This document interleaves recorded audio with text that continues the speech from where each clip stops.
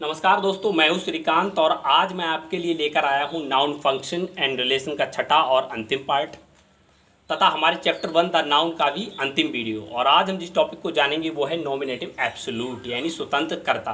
तो आइए आज का वीडियो शुरू करते हैं। नॉमिनेटिव एब्सोल्यूट जिसे हिंदी में स्वतंत्र कर्ता कहते हैं, इसको समझने के लिए हमें ये 3 पॉइंट्स को समझना आवश्यक है। ये 3 पॉइंट्स हम इस एग्जाम्पल के माध्यम से समझेंगे। एग्जाम्पल है the school being closed the student went home. The school माने विद्यालय, बीइंग क्लोज्ड बंद होने से या बंद होने के कारण, द स्टूडेंट माने विद्यार्थी, वेंट होम घर चले गए। स्कूल बंद होने के कारण विद्यार्थी घर चले गए। तो इस सेंटेंस को पढ़ने से हमें पता चल रहा है कि इनके बीच कारण और परिणाम का संबंध है।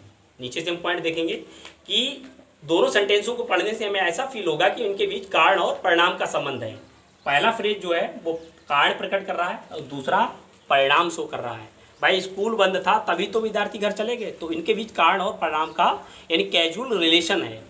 दूसरा पॉइंट है वाक्यों के कर्ता अलग अलग व्यक्ति या वस्तु होती हैं ना कि एक। तो यहाँ पर देख लीजिए, पहले फ्रेज का सब्जेक्ट द स्कूल है और दूसरे फ्रेज का सब्जेक्ट द स्टूडेंट है, यानी सब्जेक्ट दोनों के अलग अलग हैं ना कि एक। तीसरा पॉइंट, एब्सोल्यूट जो फ्रेज होता है यानी जो स्वतंत्र वाक्यांश होता है उसका जो सब्जेक्ट होता है वो स्वतंत्र रूप से कार्य करता है। उसका जो है मेन वर्ब यानी जो मेन सेंटेंस है उसकी जो मेन वर्ब है उससे कोई संपर्क नहीं होता है, वो स्वतंत्र रूप से कार्य करता है यानी नॉमिनेटिव एब्सोल्यूट के रूप में कार्य करता है। जैसे यहाँ पर हम देखेंगे जो पहला वाला फ्रेज है the school being closed, school बंद होने के कारण, ये एब्सोल्यूट फ्रेज है। ये एब्सोल्यूट फ्रेज है, स्वतंत्र रूप से कार्य कर रहा है। यहाँ पर जो दूसरा सेंटेंस है the school went the student went home, विद्यार्थी घर चले गए। तो यहाँ पर द स्टूडेंट में द स्टूडेंट सब्जेक्ट है, वेंट क्रिया है और होम ऑब्जेक्ट है, यानी इसमें सब्जेक्ट भी है, वर्ब भी है और ऑब्जेक्ट भी है। ये पूर्ण वाक्य है, ये एक पूर्ण वाक्य है, अपना पूर्ण अर्थ प्रकट कर रहा है। और शुरुआती जो सेंटेंस है वो एक फ्रेज है, एब्सोल्यूट फ्रेज है यानी स्वतंत्र वाक्यांश है। यहाँ पर इसको इसलिए रखा गया है, कारण प्रकट करने के लिए रखा गया, ना कि ये दूसरे सेंटेंस का, ना तो ये दूसरे सेंटेंस का कॉम्प्लीमेंट है और ना ही ऑब्जेक्ट है, ना ही किसी अन्य प्रीपोजिशन से संबंध रखते हुए ये दूसरे सेंटेंस में जुड़ा हुआ है। अलग स्वतंत्र रूप से रखा हुआ है। अगर हम इसको हटा देंगे तब भी दूसरे सेंटेंस का अर्थ पूरा है कि हाँ विद्यार्थी घर चले गए। इसको हटाने से उसका अर्थ बिगड़ता नहीं है, लेकिन इसको रखने से सिर्फ हाँ ये हमें पता लग गया कि विद्यार्थी घर क्यों चले गए, क्योंकि स्कूल बंद था इसलिए चले गए। ये सिर्फ कारण प्रकट कर रहा है और वो परिणाम है। यानी ये पहला वाला जो फ्रेज है एक स्वतंत्र फ्रेज है, एब्सोल्यूट फ्रेज है। ये दूसरे सेंटेंस की जो क्रिया वेंट है इससे कोई घनिष्ठ इसका संबंध नहीं है, लेकिन हाँ सिर्फ कारण प्रकट कर रहा है, इसलिए यहाँ पर ये रखा हुआ है। तो ये स्वतंत्र एब्सोल्यूट फ्रेज है, स्वतंत्र रूप से कार्य कर रहा है। ये दूसरे वाक्य पर डिपेंड नहीं है, निर्भर नहीं है, स्वतंत्र रूप में रखा हुआ है। यानी दूसरे वाक्य का ना तो ये कॉम्प्लीमेंट है ना ही ऑब्जेक्ट है, स्वतंत्र रूप से रखा हुआ है। ठीक है, तो इसका जो सब्जेक्ट होगा, तो सब्जेक्ट क्या है, स्कूल एक नाउन है। तो यहाँ पर स्कूल नाउन किस रूप में रखी हुई है, नॉमिनेटिव एब्सोल्यूट के रूप में रखी हुई है, स्वतंत्र कर्ता के रूप में रखी हुई है। आई थिंक आप समझ गए होंगे।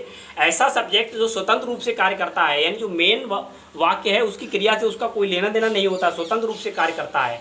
यानी जो स्वतंत्र वाक्यांश है उसका जो सब्जेक्ट है वो स्वतंत्र रूप से जब रखा हुआ होता है तो ऐसी नाउन हम नॉमिनेटिव एब्सोल्यूट कहते हैं, ऐसी नाउन को। और इसको आप समझ गए होंगे कि 2 वाक्य रखे हुए हैं, दोनों वाक्यों के कर्ता अलग अलग होते हैं, दोनों के बीच कारण और परिणाम का संबंध होता है। तो जो फ्रेज स्वतंत्र रूप से रखा हुआ है यानी जो स्वतंत्र रूप से रखा हुआ है उसका जो कर्ता होता है वो नॉमिनेटिव एब्सोल्यूट कहलाता है। इसकी एक और पहचान है, वो हम आपको आगे बताएंगे एक और सेंटेंस के माध्यम से।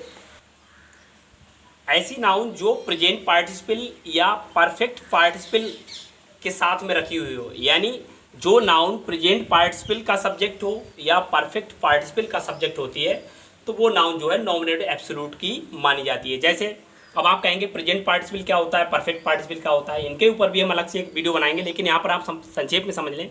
ऐसी वर्ब जिसकी फर्स्ट फॉर्म में आईएनजी लगा हुआ हो और नाउन लिखी हो शुरू में, तो फर्स्ट फॉर्म में आईएनजी लिखा हुआ और नाउन जो शुरुआत में इसके नाउन रखी हुई है वो नाउन जो है नॉमिनेटिव एब्सोल्यूट मानी जाएगी। या अगर एक्टिव में है सेंटेंस, तब अगर फ्रेज मतलब सेंटेंस जो है पैसिव में है तो शुरू में जो नाउन लिखी होगी और उसके साथ में बीइंग लगा होगा और प्लस थर्ड फॉर्म रखी होगी।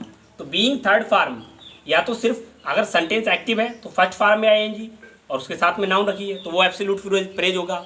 और अगर सेंटेंस पैसिव में है तो बीइंग और थर्ड फॉर्म और साथ में नाउन लगी हुई तो ये इस प्रकार की जो नाउन जो सब्जेक्ट होगा वो नॉमिनेटिव एब्सोल्यूट कहलाएगा। तो ये प्रेजेंट पार्टिसिपल मानी जाती हैं, या तो एक्टिव सेंटेंस में फर्स्ट फॉर्म में आएंगी और पैसिव में बीइंग और थर्ड फॉर्म, ये प्रेजेंट पार्टिसिपल होगा। हाँ, परफेक्ट पार्टिसिपल क्या होता है? परफेक्ट पार्टिसिपल में जो है हैविंग और थर्ड फॉर्म का इस्तेमाल होता है। तो थर्ड फॉर्म हो और हैविंग लगी हो और शुरू में जो नाउन लिखी हुई होगी तो वो नाउन कैसी कहलाएगी? नॉमिनेटिव एब्सोल्यूट कहलाएगी। ये पहचान आपको ध्यान रखनी है कि प्रेजेंट पार्टिसिपल यानी वर्ब की फर्स्ट फॉर्म में आईएनजी एक्टिव में और पैसिव में बीइंग और थर्ड फॉर्म, तो वो प्रेजेंट पार्टिसिपल से पहले जो नाउन आएगा वो नॉमिनेटिव एब्सोल्यूट होगी। और दूसरा परफेक्ट पार्टिसिपल, तो परफेक्ट पार्टिसिपल यानी हैविंग और थर्ड फॉर्म से पहले जो नाउन आएगी तो वो नॉमिनेटिव एब्सोल्यूट पे मानी जाएगी। तो ये इसकी पहचान है कि प्रेजेंट पार्टिसिपल या परफेक्ट पार्टिसिपल के पहले जो नाउन आता है कर्ता के रूप में वो नॉमिनेटिव एब्सोल्यूट माना जाएगा। एक सेंटेंस हम और देखते हैं एग्जाम्पल में, the police having arrived, police आने के कारण या पुलिस आने से द थीव्स रैन अवे, चोर भाग गए। तो पहला सेंटेंस पढ़ने से पता लग रहा है कि ये कारण प्रकट कर रहा है, दूसरा परिणाम प्रकट कर रहा है कि पुलिस आई तभी तो चोर भाग गए। दूसरा, दोनों के सब्जेक्ट अलग अलग हैं, पुलिस अलग है, थीव्स अलग अलग है, दोनों के सब्जेक्ट अलग अलग हैं। जो पहला फ्रेज है वो स्वतंत्र रूप से रखा हुआ है और दूसरा वाला मेन वाक्य है कि चोर भाग गए। अगर हम पहला सेंटेंस हटा दें तब भी दूसरे वाले का अर्थ पूरा है कि चोर भाग गए।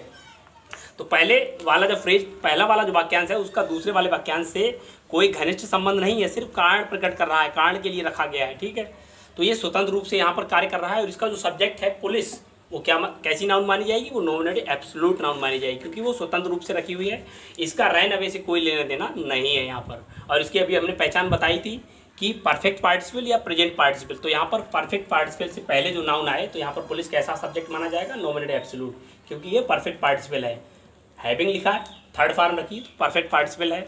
और यहाँ पर अगर बीइंग और वर्ब दी होती थर्ड फॉर्म, या केवल बीइंग दी होती, या वर्ब की फर्स्ट फॉर्म में आईएनजी रखी हुई होती और उससे पहले जो नाउन होती वो प्रेजेंट पार्टिसिपल के साथ में आती तो वो नॉमिनेटिव एब्सोल्यूट मानी जाती। तो आई थिंक आप इस टॉपिक को अच्छे से समझ गए होंगे। आपको वीडियो कैसा लगा हमें कमेंट करके अपना फीडबैक जरूर दें। अच्छा लगा हो तो लाइक करें, अपने दोस्तों में शेयर करें और चैनल को सब्सक्राइब करना ना भूलें। साथ ही साथ हमारे चैनल को लगातार देखते रहें और हमें ऐसे ही प्रेरित करते रहें। तो मिलते हैं अगले वीडियो में नए टॉपिक के साथ, तब तक के लिए keep watching my channel cat knowledge. Bye bye.